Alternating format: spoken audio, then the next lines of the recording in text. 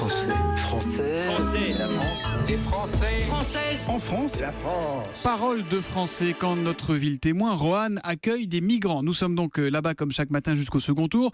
Ville que nous avons choisie, je vous le rappelle, parce que les résultats du premier tour de la présidentielle se calquent trait pour trait sur les scores nationaux. Bonjour Martin Fenot. Bonjour Thomas, bonjour à tous. Vous avez donc rencontré hier des bénévoles à Roanne qui hébergent des demandeurs d'asile.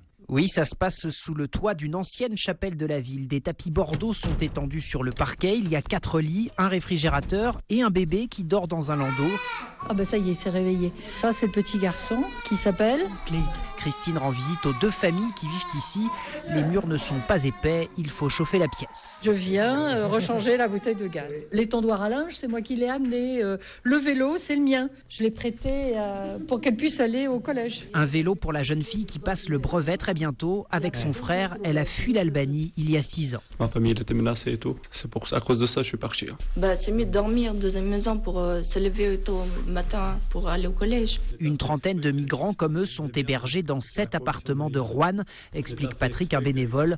Dans son entourage, certains amis ne comprennent pas son engagement. Ça anime les dîners. Quand on a une dizaine, il y en a 5 avec moi et 5 contre moi. Donc ça anime un petit peu. Ce sont des gens qui ne parlent pas français, qui n'ont pas de papier français, qui ne travaillent pas. Et on va pas les garder ici. Ça sert à rien de les installer. Il y a tout un discours comme ça qui n'est pas tout à fait accueillant. Et vous alors Martin, vous en avez croisé des habitants qui sont défavorables à cette initiative ? Alors oui, dans le voisinage, il y a par exemple ce couple d'une 50aine d'années qui sort de son pavillon. Qu'est-ce qu'ils font là? Pourquoi on les aide eux et pas nous?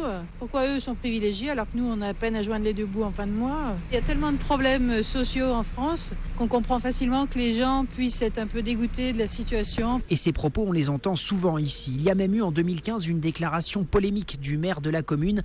Il s'était dit prêt à accueillir des migrants seulement s'ils étaient chrétiens.